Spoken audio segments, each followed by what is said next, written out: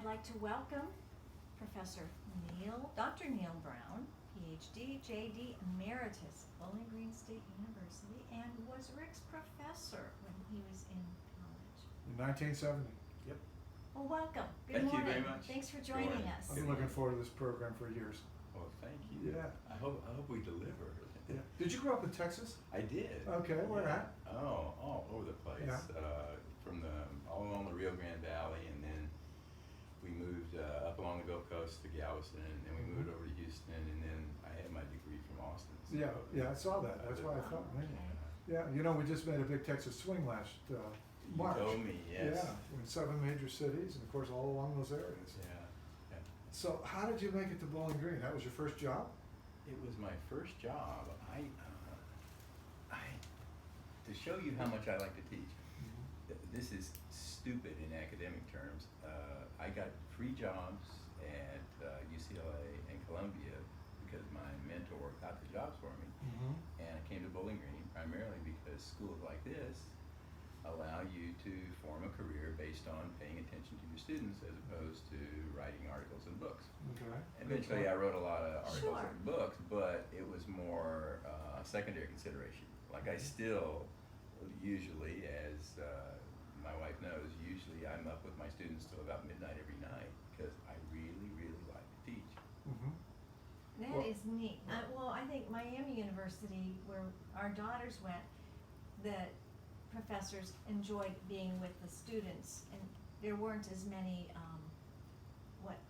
Teaching assistants. teaching assistants and yeah, stuff like contract people, colleges yeah. do. They still have So professors. that's admirable. That's neat. Well, 1970, I was in your class, I look back, I got a B. But the thing was, is I was on the golf team and everything, so my focus was not on academics, it was on golf. Yeah. But you made an impression on me, you taught me how to think. And as I looked over a lot of the articles and everything that you've written since then and everything, that's one of the biggest things that you've tried to do to students, is to get them to think. It's true. I think that it's a natural thing that as an adult, whether one's a parent or whether one's a teacher, there is a motivation to try to encourage young people over whom you have some sway to be like you. Okay. And I was very interested, and always have been interested in trying to give people the wherewithal so that they could become who they wanted to be. And so that requires you to have a certain willingness to question what other people are saying. I hope in a pleasant way, but nevertheless to question what they're saying rather than just take it for granted. So how many years had you been teaching here before 1970, before I was in Two. class? 2, okay, so this was very early on. Right. You weren't very famous then. Neither was I. And here we are 50 years later. Yeah. So we have the opportunity today to go back and look at some of the things we talked about 50 years ago, roughly Sure. 49 to be exact, and see where the country's gone and what's happened and how it's affecting people in Northwestern Ohio. Let's do it. And that's what we hope to do today on the program. So you, as I mentioned, you taught me how to think critically, and the big topic we had in the class back then, if you remember, was the national debt. And I looked it up, it was 449 billion back then. Yeah, Okay. I did too. Yeah. What's your It fee? is homework. Yeah, and we wrote essays and whatever you had us write about it, and how does it impact people, and where are we at today? And first of all, let's talk about the national debt and the annual budget deficit or budget. Right, That's a right. different thing. A lot of people don't understand that. Right. Explain it to people. Sure. Well, the debt is an accumulation over time of both credits and debits. So over time, if there's a deficit, it adds to the debt. If there's a surplus, it takes away from the debt. We're paying off part of the debt with the surplus. So one of those is something that's changing all the time, the debt. The other one is something that on an annual basis makes an adjustment in the debt. We know. And the debt, there's so many issues with respect to the debt. There's the size of it. There's the ability to pay for it. There's Service it, in other words. Pay the interest. Okay. Services, yeah. When people pay taxes, they expect to get some kind of output from their expenditure, and they expect the military to be supported. They expect us to provide health services for some people. So they have these expectations of what they're getting for their money. From the government. The service on the public debt, they may not realize, is an important component sapping energy from those resources. Because if the money's used for service on the debt, then it can't be used for schooling, it cannot be used for all of these programs that we would like to provide people to live in a Food stamps, you name it. You right? cannot, Okay, right? Okay. So, the debt is not just something as in a personal situation where I have a debt and if I don't pay it, then it hurts me. The public debt has the potential for hurting or helping everybody, and that's why it's so important. And a local example, in the city of Toledo, they have a lot of programs that are supported by federal tax dollars. Sure. So those programs could either be supported, expanded, or may have to be reduced if. Yeah. Or done away with Yeah, totally. done away, yeah. Exactly, and one of the things that democracies are very bad about is trying to figure out when people go to war, are they willing to pay for it? So you look at the debt now, and much of the debt is war from the Vietnamese War, the Afghan War, the Iraqi War, and our grandchildren will be paying on that because we borrow money. You know, when we go to war, we don't ask people, okay, like this is a really horrible thing, would you like to go to war with these people? Would you be willing to pay $1,200 a month from your family income to go fight these people? We don't do it like that. Rather, what happens is legislators and executive branch people, they take us to war, and then grandchildren get to pay for it. Mm-hmm. And it's a really cheap and very nasty way to pay for war because people who almost can't even spell the wars we've been in end up paying for them. Right. Why does war cost money? Explain that to people. They don't see that themselves paying for it. Why is it costing them money? Well, aside from the human cost, Yeah, right? yeah, The- blood- the, blood- the horrible yeah. human cost. There's all the money that's used to service the troops, Mhm. and we're glad we do. Yeah.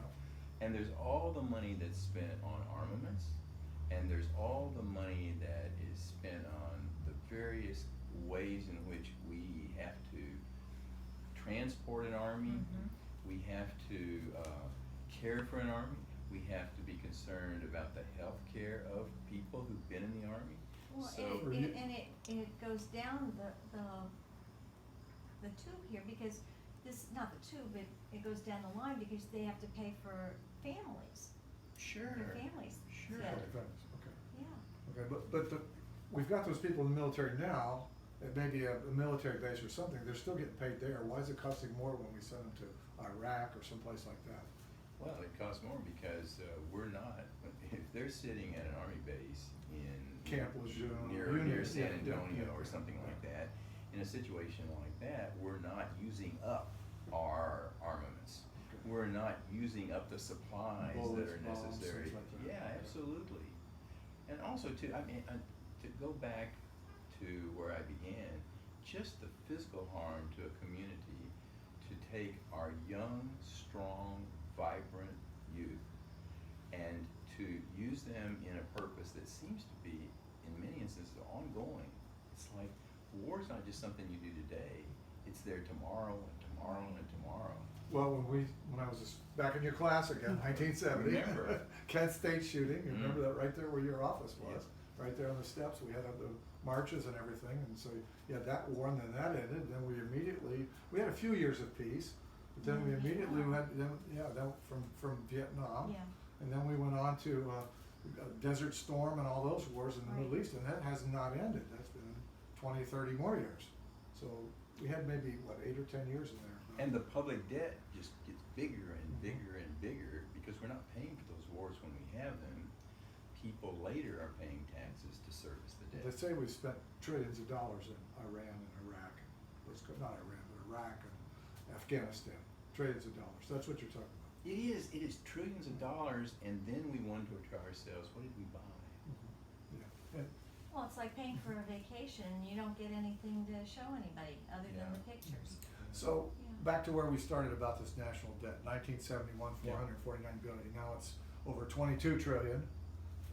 What's the spread there? What's your feeling about that as a professor today? Is that a problem? Huge. I really do. Okay. Uh, Why do the politicians, they don't even talk about it anymore? They just spend money, and whatever we need, we just print it. Well, I think in programs like yours are doing a service to try to get the public to be more interested in it. There's no doubt that the politicians would be willing to talk more about it if it were more understandable. Okay. I think a lot of people do not understand the claim that the debt makes on our lives, and they don't realize that.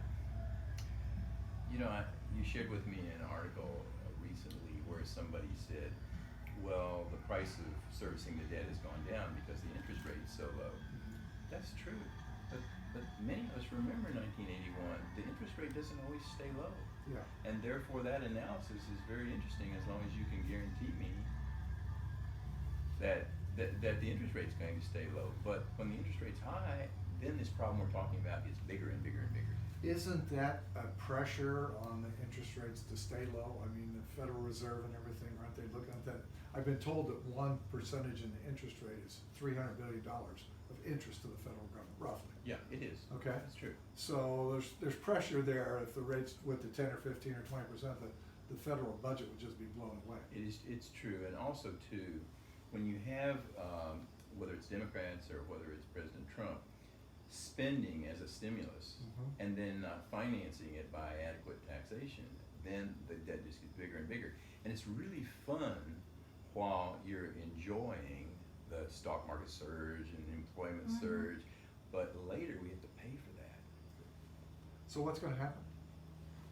Well, It's Rick and Jackie, Northwest Iowa's most trusted host this morning on Firm Foundation of Life, and we are with Dr. Neil Browne, Professor Emeritus at Bowling Green State University, a former college professor of mine 50 years ago. So we're re-examining today on the program in depth and hopefully in understandable terms what's going to affect us in Toledo, Iowa, Northwestern Ohio. Well, I have to say, Yeah. I'm learning a little bit more than I've ever learned, Okay. so. Okay, so I just posed a question, Yeah. what's gonna happen? I've got my thoughts, I'm anxious to hear yours. And when's it gonna happen? We don't know, do we? No. You know, one thing I wish that economics professors would do, or people in high school who are teaching economics, is that they would talk to their students about how things happen in cycles. Okay, In other words, we don't know how long the cycle is, Sure. but what we do know is that stock markets are going to fall when they have a rise for as long as they're rising now. There are natural pressures that cause any kind of movement in one direction to move in the opposite direction. And a lot of it is caused by psychological conditions. Right now, one thing that I think your listeners would enjoy knowing is, because it's so important, my students are not optimistic. okay, My students are, so many of them have seen their older brothers and sisters go to college and now they're living in the basement of their parents. And, you know, they know that they can always get a job at Wendy's or at Burger King, but that's not why they went to college. And so when I talk to them, unlike talking to students in China, for example, there's not this effervescent optimism that you'd like to see in young people.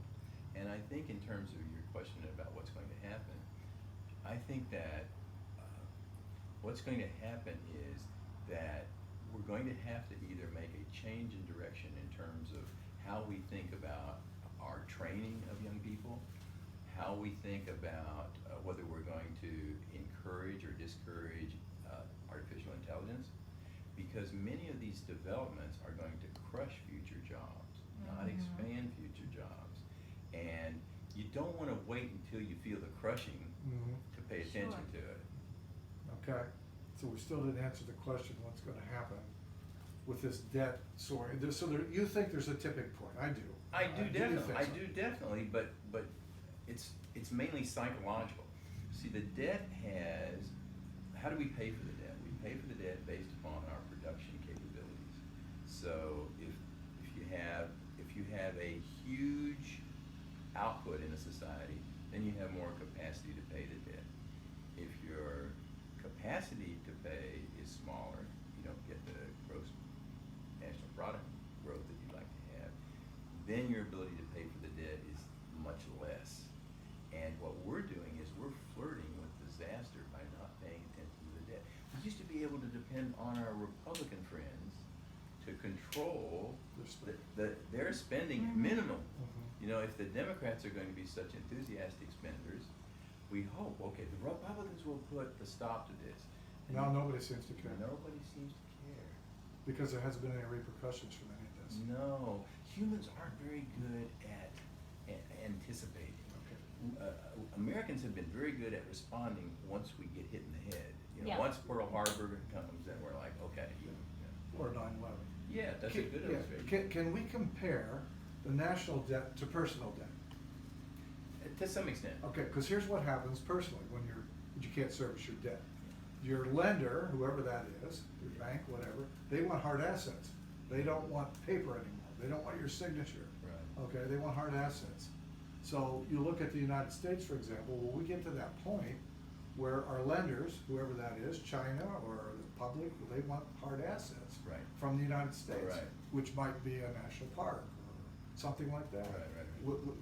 Well, is that a possibility? Yeah, if you'll let me agree with you and then disagree with you a bit. First, in terms of agreeing with you, there's no doubt but that you can't just run up debt as a person or certainly not as a society and say, oh, who cares? You had better care, because you don't know at what point people are going to decide, you know, the dollar. Worthless paper. Yeah. Worthless paper. You don't know when that's gonna happen, so you need to have that in the back of your mind. That might happen someday. Okay. The household analogy, however, breaks down a bit, because it's not just like a household that's in debt. And the reason is because, and there are definite negative things about this, but the government can print money Yeah. to pay for the debt. Yeah. So that means, so one way of paying for the debt is you're gonna have a big inflationary effect for This is hyperinflation. hyperinflation, and you'll pay the debt that way.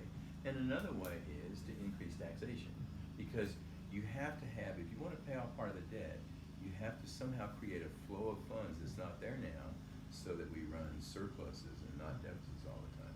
But I still have checks and I still have plastic. Mhm. Sure, you do, But it becomes worthless. Yeah. That's my point yeah, of worthless paper.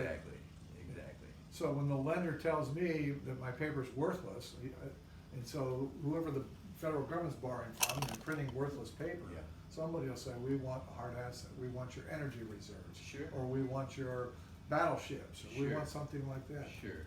Is that possible? Unlikely, just Yeah. because of the size of our military. Okay. I mean, you know, if- Or assets, any kind of assets. Yeah, I mean, I think that it's possible that people would request it. The It's just- state of Florida. Are we getting to the point with these trillions where the interest is just gonna accumulate too fast, that we aren't gonna be able to catch up? Well, it could, again, and it depends on the interest rate. So that's the big key. The big key is the interest rate, and I would say the second big key is, if we as a society are going to want as many goodies from the federal government as we want, are we willing to tax ourselves to pay for them? Because anybody can spend money they don't have, but spending money that it's gonna have to be paid for by future generations, it just seems cruel. To them. Yeah. Thoughtless, Yeah. and selfish. How wonderful for us, you Yeah. know, and how horrible for them. Yeah. Okay, let's talk about these interest rates, because we're kind of skirting around them. When, over the course of my career, we thought 7-8% was a pretty reasonable interest rates. That's when we had savings and loans. They paid 3% on savings and lent it out to builders like me at 7 or 8. Then we had that big crush in the late 70s, early 80s, where interest rates went to 22%. Why did that happen? Well, again. Nobody's ever told me the truth. Well, look, when you get governmental officials who understand something that Donald Trump understands, and that is, if you can somehow borrow enough, you can encourage spending, which encourages jobs. And so many politicians of that era were in the business of spending and not taxing. Spending and not taxing. Because it's really popular to run for office and say, no tax increases. Mhm. It's also really popular to say, and we're going to pay for school debts, and we're going to make sure that all elderly people have great Healthcare. on and on and on. So it was very tempting at the time. And what happened was you get this massive expenditure, and when you get massive expenditures in 1981, when you got average interest rates 18-19%, those interest rates are stimulated by all of this desire to spend what we don't have. Mhm. But then the rate started to come down, and then Yeah. of course we saw 0%, Yeah. which was unheard of. Yep. We had 7 or 8 years of that. That actually Yep. saved us. Jackie and I Yes. were hanging out in the wind here with a big Mhm. subdivision, Mhm. and then we went those years when we were down 2-3%, which was our borrowing cost, actually saved us. Yeah. And we just never thought 7 or 8 years at 0, which is what the Federal Reserve rate was. It How was. did that happen? Yeah, I mean, It seemed more political is what I'm saying. That's what Yeah. I'm getting to. No, I think it is political. Okay. Because those interest rates, the interest rates aren't such a mystery that we don't know how to increase and decrease them. Yeah. So we know We what just to have do. a meeting, the Fed has a meeting, so we're gonna raise them or lower. We know what to do. So what that means is we have to have politicians in office who understand, number one, how beneficial low interest rates can be, and also how treacherous they can be if people end up borrowing money that they don't have the assets to pay for. Okay, if you were advising somebody in this area about this crisis or potential, what would you advise them to do financially?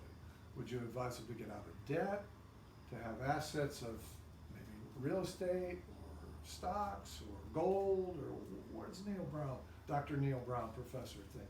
Well, It ought to be. Dr. Neil Browne, professor, is not a professor of everything, Yeah. and I think that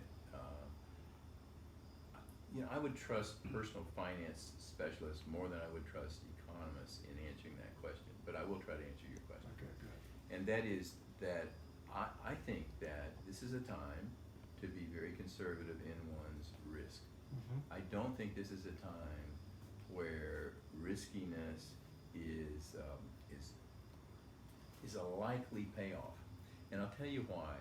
We've been living in a strange period the last couple 3 years where I would have assumed that the instability that is caused by our political situation would have caused people who are investing to draw back, way back. And the reason is because a person who's investing needs stability, because their judgments are based on predicting some kind of stability. Mhm. Yeah, and if you don't have because of our political situation, it's like tune in tomorrow to see what's going to happen. We have no idea. Like tomorrow, I have no idea what the news are going to Bottom be. could drop out. It could, and yet when you look at the stock market, it goes up and up and up.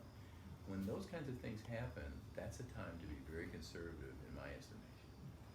Is there people somewhere that know all this stuff in advance before you and I ever Yes. know and figure it out? Yes. Okay. Yeah, there's people who, unlike you and I, some people who grew up going to, let's say, Princeton, Mhm.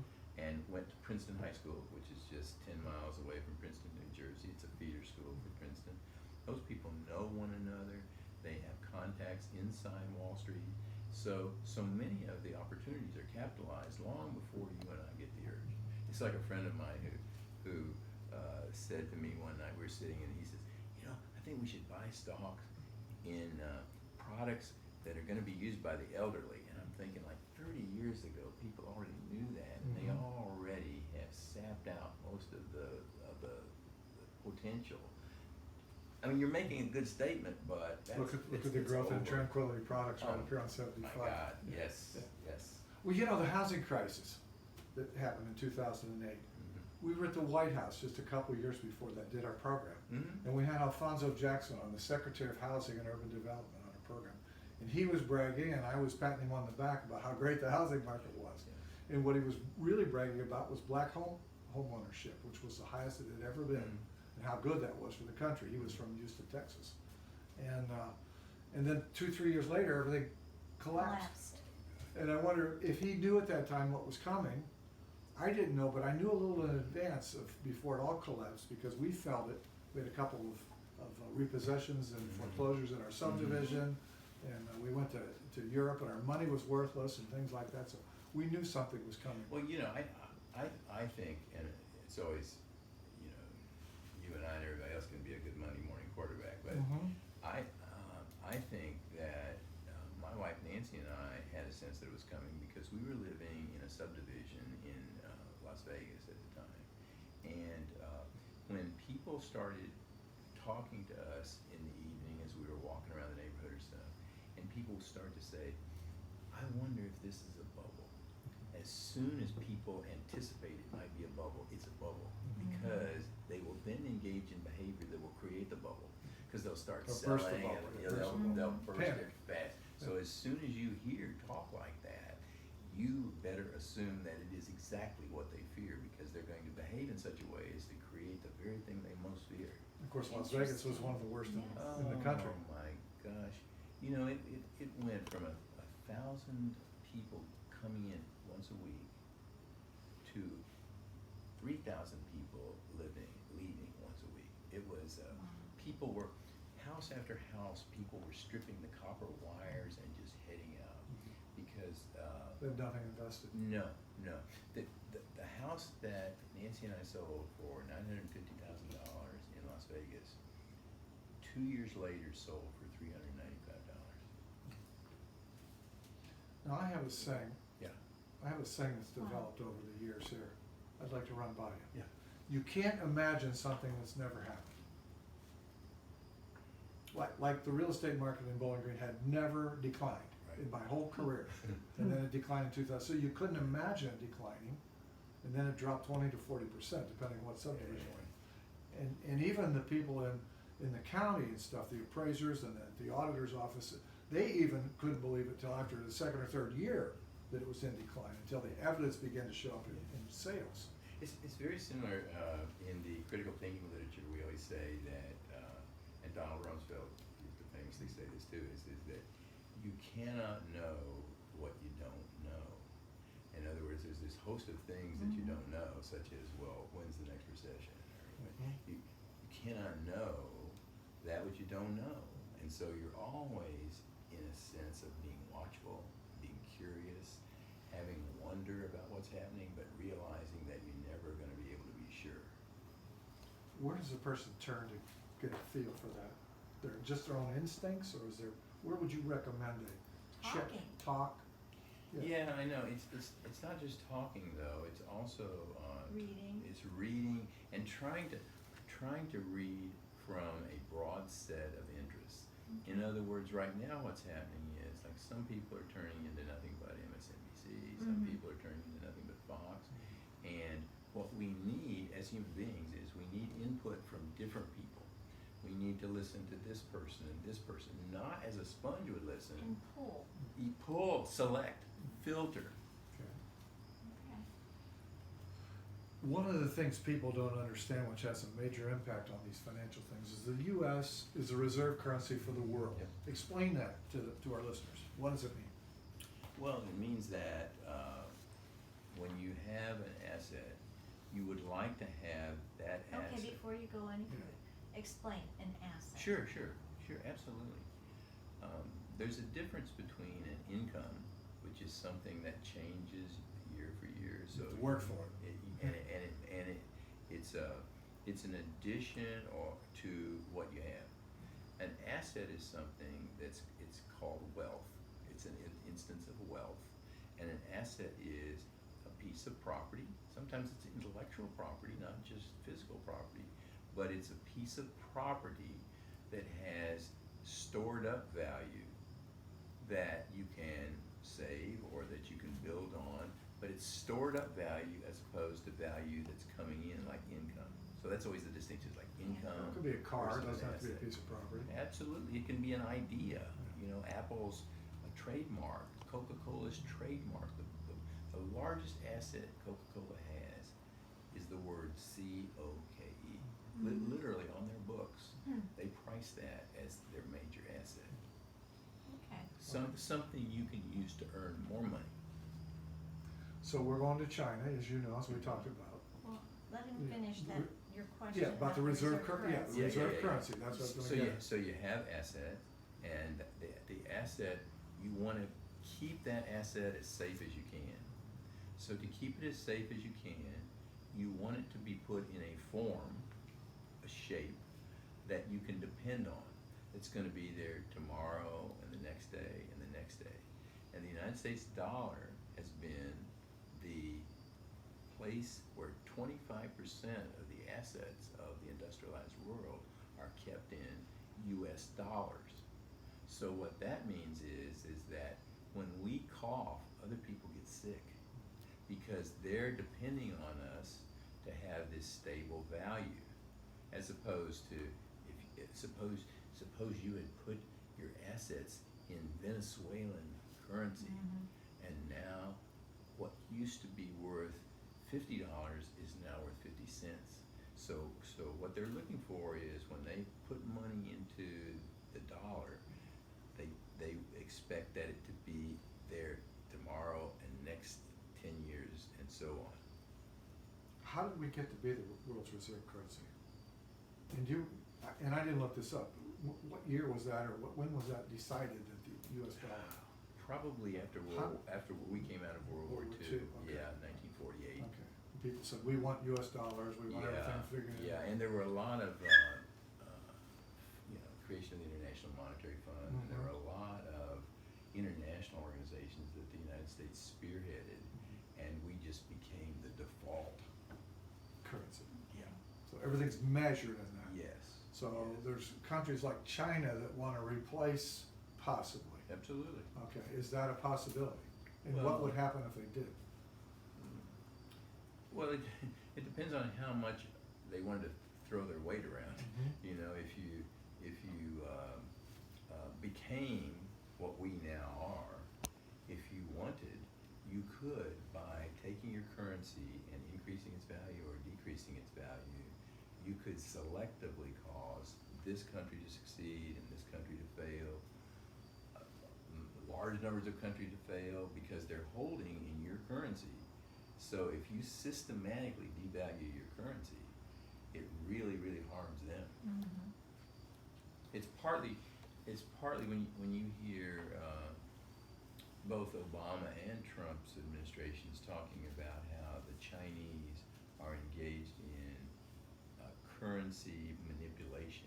What they mean is that the Chinese are playing with the value of their currency. How do they do that? In ways, well, first, they don't have the same kind of legislative restrictions as we do. Okay. So if they wish, they can by decree, because they control their banking systems too, they can by decree just announce that henceforth their currency will be worth so much in terms of the cruzeiro, or in terms of the yen, or in terms of the pound, the English pound, or the American dollar.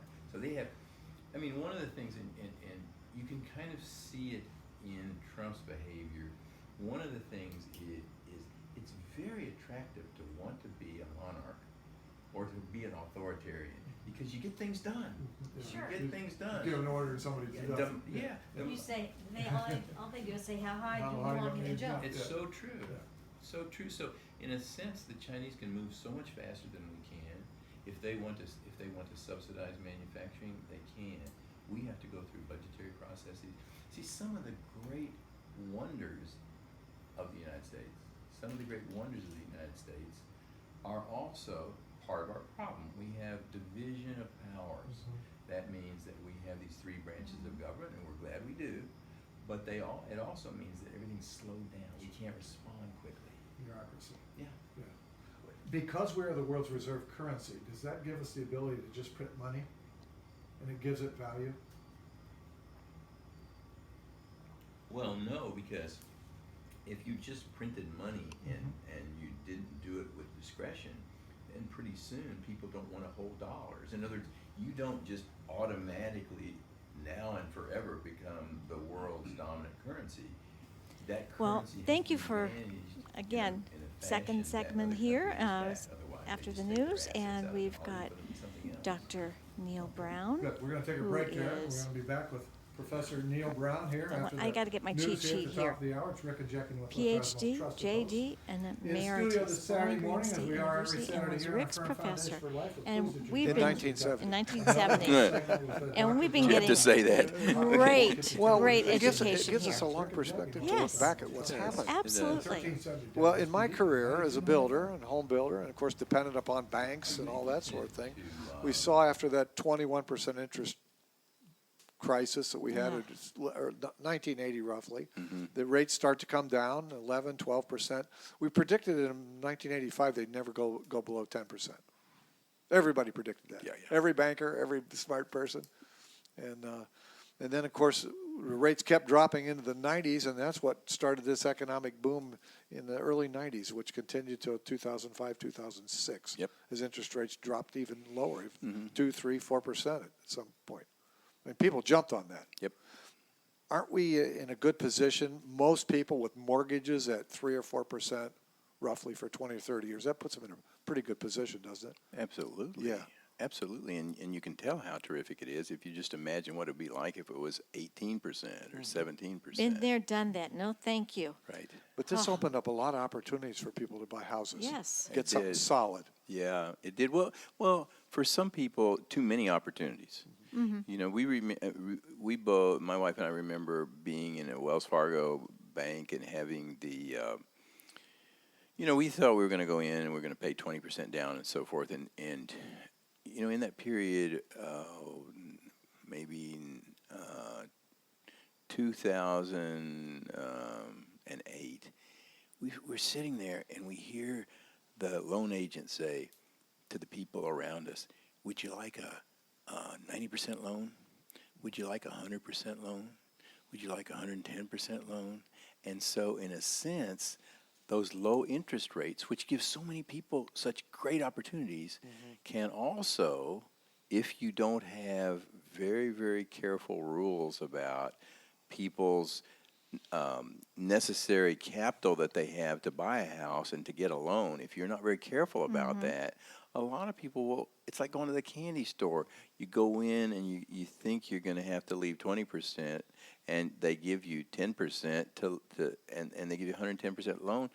It's like, oh my gosh, this is the most exciting day of my life. So it's Died like, and went to heaven. Now we can go buy a boat too.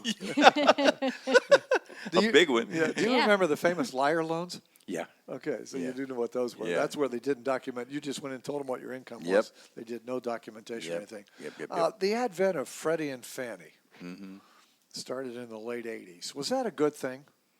Well, I mean, for some people it's great. Yeah. Right. Yeah. And I think I don't think that was a great thing. I think, well, you have to think about the motivations for doing that, and also the motivations for continuing to pour money into that. This is the federal government Yeah, doing this. exactly, because it was creating real chaos in the housing industry in a sense. It wasn't really facilitating the way that the enabling legislation said that it was going to.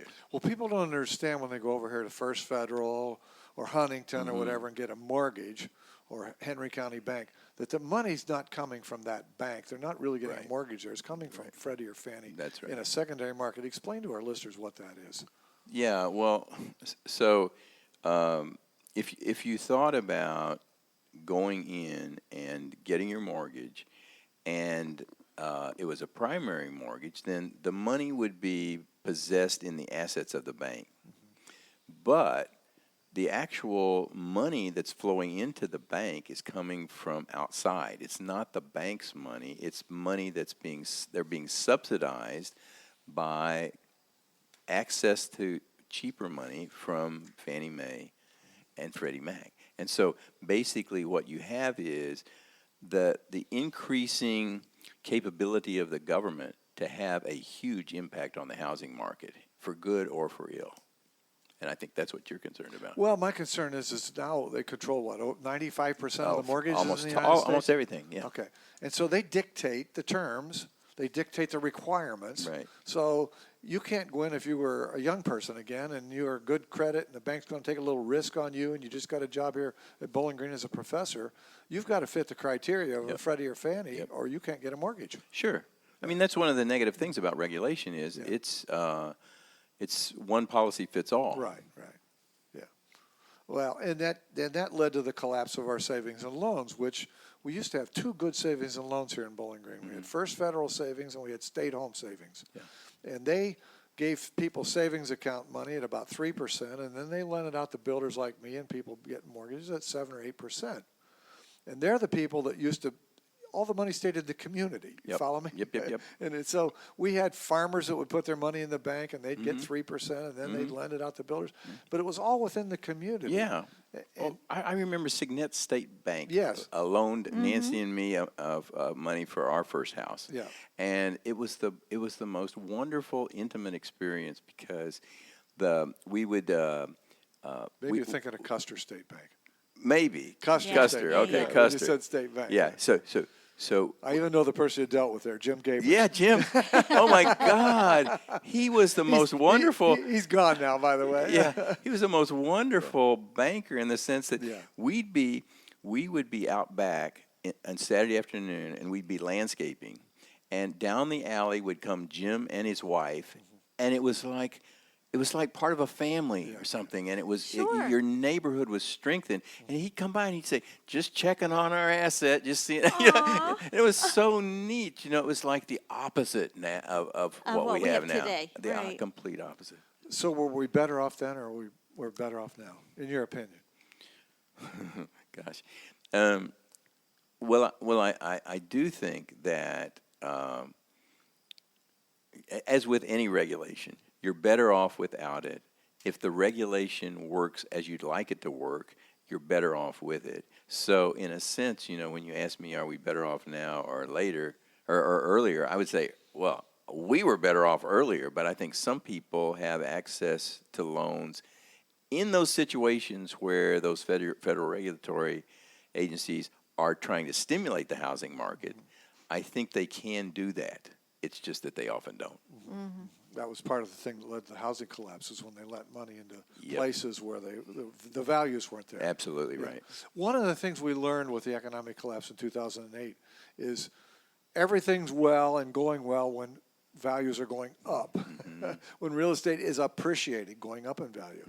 But when it starts to come down, that's when all these problems show up, and that's really what led to the collapse in 2008. Yeah. Because people aren't adjusted to Well, they go were over along. borrowed, and when that ended, or when that collapse ended, it eliminated the average person in Toledo or Northwest Ohio from living above their means, It did. because they couldn't refinance their house every 3 or 4 years and pay off these debts for their vacations or their boat or whatever else they'd overextended for. It forced people then to live within their means, and that's been a tough adjustment for people. It is a tough adjustment, and you know, to return to what I said in the previous segment, it's like with the public debt, nobody wants to live within their means. Yeah. And so the idea of borrowing from Chinese or whomever, used to be our fear was Japanese, that when the idea of borrowing and spending money that we really don't have any business having is really attractive. Okay. It's The always been professor has attractive. spoken Yes. on that. Yes. Yeah. Well, let's talk about inflation, because we used to talk about that a lot in the class. Is that a problem? Is it good? Is it bad? The government keeps telling us we have no inflation. And I keep saying, go to Wendy's and see what a Happy Meal Sure, costs, or a meal. A meal for four. Yeah, almost $10 now for a meal for Yeah. one person. Yeah. At Wendy's, we've had inflation. Yeah, well, I think that the official statistics are based on looking at a particular package of goods and services, and that package of goods and services may not include a Wendy's sandwich, and so there's a lot of areas of the economy that have inflation, but the actual government statistics, which is looking just at a particular basket of goods, those may be showing things that you're never going to see at Wendy's. It just, if Wendy's is not included in that basket of goods that the consumer price index is based on, then you're going to experience inflation that you're being told doesn't exist. Like maybe a big screen TV, which has dropped from several $1,000 Amazing. down to Just $300 or $400. exactly, and think of what that does to if that's in the CPI. Not only is there not inflation, but it looks like deflation. Okay. Or milk being cheaper than water.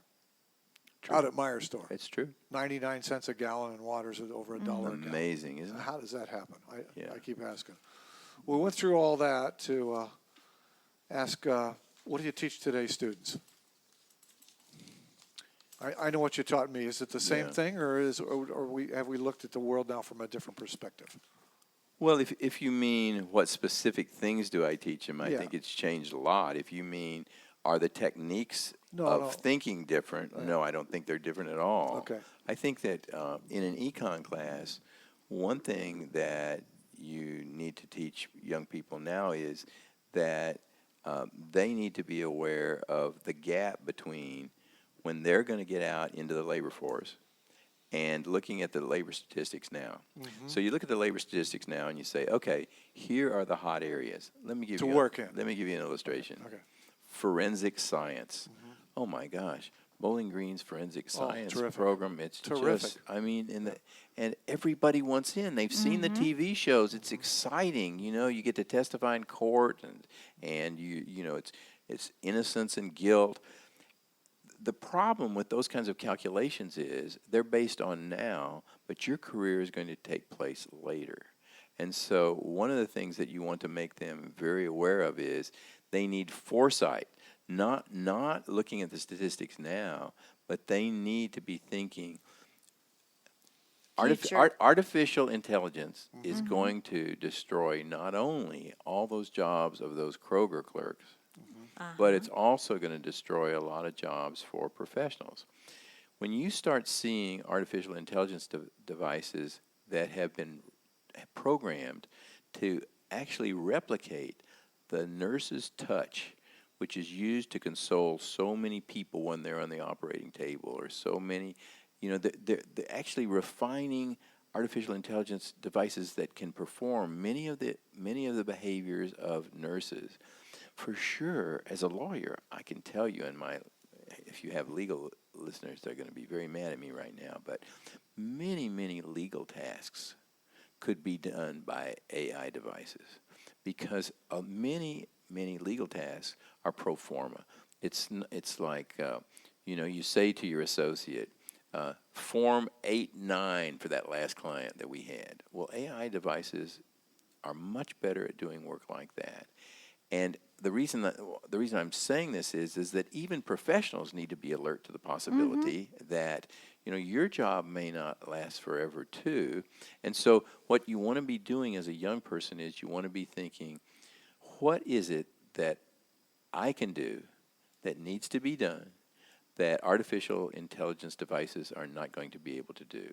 I read a really important book when I was in Scotland this summer. It was saying professionals also need to be concerned about artificial intelligence. It's not just clerks at the big package stores that are going to be their jobs are going to be destroyed, but it's also a lot of professional people need to be very, very careful to be finding not only a major, but also another major in case that one doesn't work out. Sure. And this is really, the dynamic nature of our economy is really frightening right now, because who knows what jobs of the future are going to be like. So it's so important to teach students to develop listening skills, thinking skills, to develop presentation skills. You know, all of us are going to have to present ourselves to others. Stop looking at your screens all the time. Yes. You know, stop it. I had students. What do you do in class to prevent that? Well, Do you have rules? yeah. You know, it depends on the class I'm teaching, but you know, one thing that you can do is to give them at the start of the class the piles of evidence that suggest that yes, we can all chew gum and listen to the radio at the same time. So the idea that, well, I can do more than one thing at a time, that's true. But we have dozens of research studies that show if you allow screens in a classroom, they will learn less. Now, you share that with students and you say, I'm on your side. Put your screens up. I'm on your side because I'm not letting you use these to interfere with what we're learning. And you try to win them over. It's a tough Sure. contest, you know, because actually 30% of them, I tried this in my class, I read this study, 30% of them said they would like to have their screen actually surgically implanted right here in their forearm. And I said to my student, they laughed, and I said, well, what about you guys? And about 15% of them said, yeah, they'd like their screen right here. The Wall Street Journal reported that Fortune 500 companies, they interviewed about a third of them. And the people who were doing job interviews were saying that 30% of their interviewees checked their screen during the interview. In other words, they didn't even realize how rude that was appearing to the interviewer, how inappropriate it was appearing. So a lot of what you're doing now, to go directly to your question, a lot of what you're doing now is warning them about some of the behaviors they're engaging in, and also talking to them about behaviors they should be engaging in, which is be very, very curious about the jobs of the future, not the jobs of today. Now, I have seen no technology advancement in laying bricks, plumbing, Nor have I. electrical, Nor have I. things like that. Those things are so important. We need to figure out what it is about Germans and about other Scandinavia that they respect these people that reflect the kinds of crafts that you just mentioned, Rick. Woodworkers, that sort of thing. Absolutely. Iron workers. These people are bedrock, and they're regarded as the dirty fingernail people. Like, they're not important. They don't know anything. Why did our culture change to that? Well, I think It wasn't that way in 1970 when I No, was it in your wasn't. class. No, it wasn't It's that really way at evolved all. maybe in the 90s, 80s, 90s. It really was. And I think as more and more people go to colleges and universities, the more of them start thinking of themselves as elevated above the masses of people. There you go. Right? Yeah, because, my career as a home builder for 49 years, we still do basically the same things. Now, yesterday we've got power nailers and things like that, upgrades mainly in tools. That's and not equipment. AI, though. Yeah, that's not. That's, we still have to put footers in. We still have to pour concrete. Yep. You still have to go step by step by step. That it really hasn't changed much. That's right. Well, there are a lot of So I jobs. haven't been challenged with a lot of. There are a lot of jobs I think that adjustments. AI is not going to develop. I don't think an AI device is never going to provide therapy. Yep. An AI device is never ever going to work with people who are demented and give them a sense of joy so that they can have their last years be years where they are flourishing. AI devices can't do that. We can do that. Let's cover some economic individual household issues I'd like you to comment Sure. on before we run out of time here. How much personal debt do you advise for families? Do you have any feel for that so people don't get way in over their heads? Debt for a house is not an issue, right? Right. Credit card debt is a no-no. Big issue. Okay. Yeah, it's a big issue because it's so easy, Yeah. Oh, yeah. right? And Well, the students, they graduate from high school, go to college, and they've got how many different Well, credit that's cards? student debt. We're getting into that. yeah, Gee. very much so.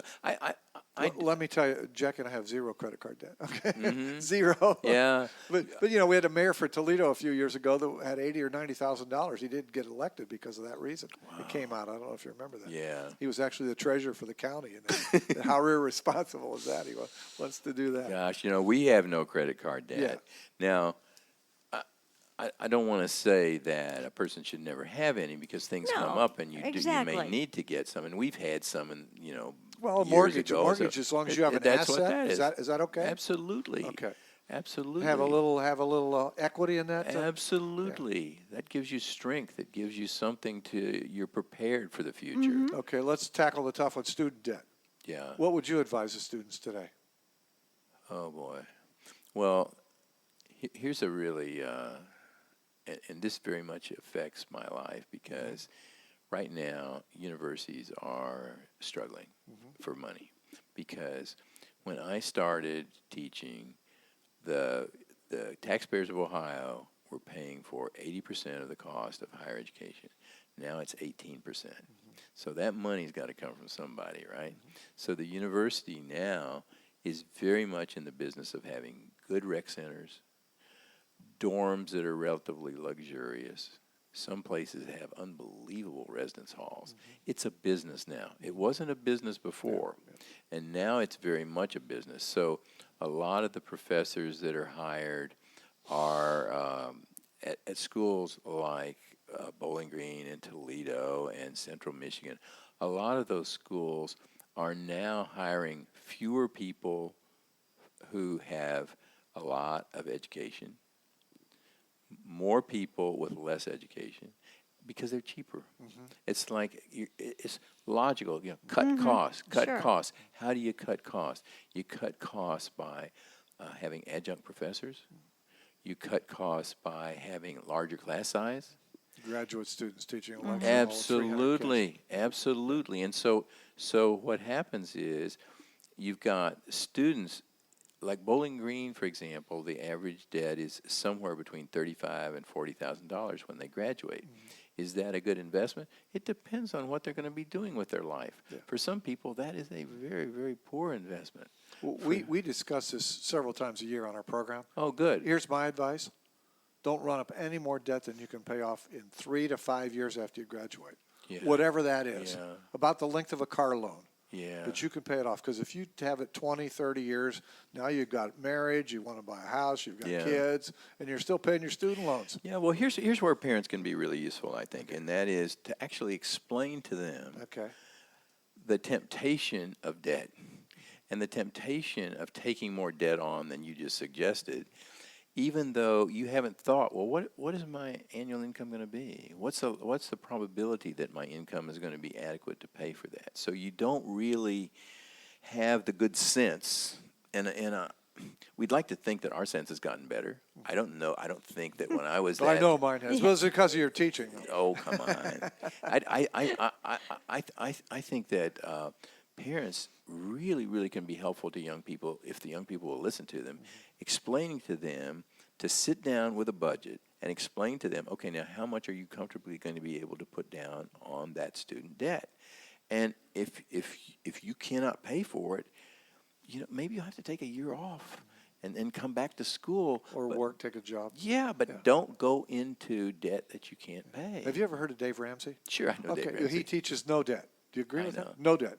Debt free. They scream, I'm debt free. Well, Yeah. do I believe in it? In some sense, no, because I think some of us, that's the only way that we're going to be able to take advantage of the opportunities that are available in our society. But the good point about what he's saying is debt gets so many people in trouble. I would certainly rather have a society of no debt than one where people just go crazy with credit cards. We only have one. Do you know what the credit card trick is that gets people in trouble? Is different due dates. And then you get this big penalty. So you made a $15 charge and you paid it late. Now you got a $30 Yeah, penalty on top of yeah, that. yeah. So if you have multiple credit cards, they're all doing different Yeah, times. yeah. And you've got to watch it. Well, I the mean, tech- one day late and they charge you a $30 or $40 penalty. And the techniques are ingenious. Yeah. So let's say you make a $400 purchase, and they say, if you take out a credit card, we'll give you 20% off. Yeah, Yeah. I'll bet you will. Yeah. No thanks. Yeah, no, exactly right. Well, here's the bottom line easily. You earn more than you spend, right? Be nice. Yeah, that's really where you try to Yeah. get to. Well, and Yeah. there's still potential there because a lot of the students today are in the minimalist. They don't need a lot. Yeah, well, I mean, So- this is a kind of a proverb from part of Buddhism is that, happiness can either be attaining that which you want or wanting little so that you can be happy a lot easier. And I think that all of us could dream dreams that we can't finance, and then we're going to be unhappy. But there's some good sense to the idea of we don't need McMansions, right? No. We don't. I You mean, need a good bed. You need some food in the refrigerator, decent clothes, and Is it easier for people of our generation to be satisfied like that than the younger generation Yep, than you're yep, teaching yep, at yep, school? Yep. Okay. Absolutely. They'll Nancy and I will be going. Let's say we're going on a trip to Africa, and you have an 18-year-old say, "Well, I want to go to Africa," and I'm saying it's a stage of life. Wait your turn. When we were your age, we couldn't go to Fostoria. We used to go to New Regal as a night out. For ribs. Yeah, that's right. So did we. We probably saw each other over there. Yeah. I want you to talk again, students, parents in Toledo that have kids or grandkids, about the international kids. We just kind of blew over that a little bit. Yeah. I mean, they come here and they know that education is their way out of poverty from wherever they do. came. It's their stepping stone. Yep. And they're willing to sacrifice. And our kids spend too much time watching ball games and things like that. Video games. Video games. Oh, that, my gosh. That don't Yes. add to their Right. their major or whatever they're trying to study at school. Well, for sure. Yeah. You know, motivation is a funny thing. You and I have motivation. Maybe our neighbors have motivation. But motivation to do what? You know, a lot of the students that we teach, they have immense motivation to be very good video game players. I think it's not so much motivation as it is, what are you motivated to do? They're motivated. There's so many pleasure avenues that they have that we didn't have. Did we do that when they were infants and put them in front of the TV I think and so. stuff like So I we that? think so. started them on that? Think Is that about what you're saying? yeah. Think about this. Okay, so there's this amazing picture that a researcher took where a baby was at mother's breast, Okay. and they put a screen right here, and all of a sudden the baby deserts the mom with the eyes and just stares at the screen. So that kind of screen addiction. You know, I had a student who had a concussion from being on the screen and bumping into a light pole on campus. I had another student being addicted to a screen and drove her family off of a curve down into a canyon in Montana. She's on the screen, and she always Driving, was she? she was driving, and she would always say to me, well, I can, I can do more than one thing at once. Yeah. Why did her parents allow her to drive and do that? I mean, they were in the car, right? Yep. I don't know. I think one of the things you'd like to say to parents is be sure your backbone is strong. A no is often one of the most positive things you can ever give a person. I know from my own experience and from listening to my colleagues that almost universally people my age wish their parents had had a stronger backbone and made sure that we didn't quit those music lessons after 3 weeks. My parents tried and tried and tried. Trombone, saxophone, trumpet, piano. And I just bullied them into dropping those music lessons. Oh, I'd love to play something now. Today, yeah, I'd today. love to play today. So the idea that a parent who says no appropriately is doing the most wonderful, positive thing for their children. I think that's such a positive idea. So what I'm listening and I'm hearing here is how important the parental influence and impact is on the young person's life. Yeah, I think it's huge. Okay. I What think- about and the peers kids? and peers? But what about the kids that don't have that? In today's society, there's a lot of them, They're especially in the schools like at Toledo and places like that. absolutely, and you say what about them? Well, Are they going to fall through the cracks? Or, Yeah, I think okay. they are going to fall through the cracks In unless a lot of cases. I think so. We have seen some kids rise out of that on their Absolutely. own. Absolutely. There's no doubt about that. It's just that the numbers aren't as large as we'd like them to be. Well, I thought we'd end with this thought about your writings and your critical thinking that you've written so many stories about. And as I said when we started, that's sort of what you did for me. And I've been in business 49 years. I've never been bankrupt.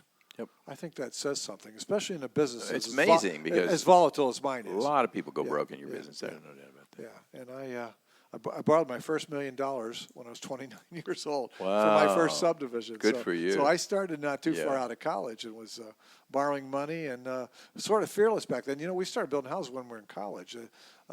Again, First Federal Savings and Loan. Dick Schmidt, I don't know if you ever Yeah, knew I do that. know who he is. He lent 2 college students money to build a house. Would never happen in today's world. No. But that was this closeness of the savings and loans in the community Yeah. that we enjoyed that we just don't have today. Right. Yeah.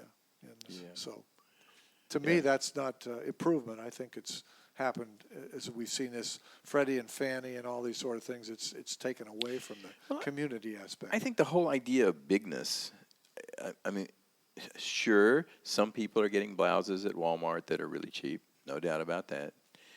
However, bigness has caused a lot of the feeling of loneliness that people have. You know, when that bank official drove by our house to check on our mortgage, Jim Gabers. that felt so good. Yeah. You know, He was interested in you. yeah, he was. Custer State Bank. And the people who gave you the loan, Yeah. you know, they were interested in you. They They really wanted were. to see you make it. Yeah. And you know what was close about that? He was there at the bank, and then the guy that did the title, Spittler, was across the street. And the guy that did the eyeglasses, Doc Beatty, lived right over here. And then the guy that did the insurance, Frank Huber, was right down the Right, street. And so you right. had all that connection. Right, And so then you went, like I said, to the eyeglasses. You got your insurance over here at Yeah, Huber's, and you had all your legal work done at Spittler's. And so your whole community prospered. I know. Every you know, time you build a house. you know, I just feel like such a small business person. You know, I just feel so good about people who are making it on their own. Yeah. I don't know about you, but I try every chance I can. You know, if I need a spade or something, I try to go to the local business. I don't go to the big. And I know I can get it cheaper at the big box Yeah. stores, but there's just something about that feeling of closeness that you Right. get. It's nearly impossible anymore to make it in small business because you can't compete with the Walmarts and the Home Depots. Oh, and that sort of- Amazon, they crush people. Yeah. So I tell people that if you're going to start a business here in Bowling Green, what product would you sell up here on Main Street, anywhere in the location Yeah. that you could make a living? Right. Make a living.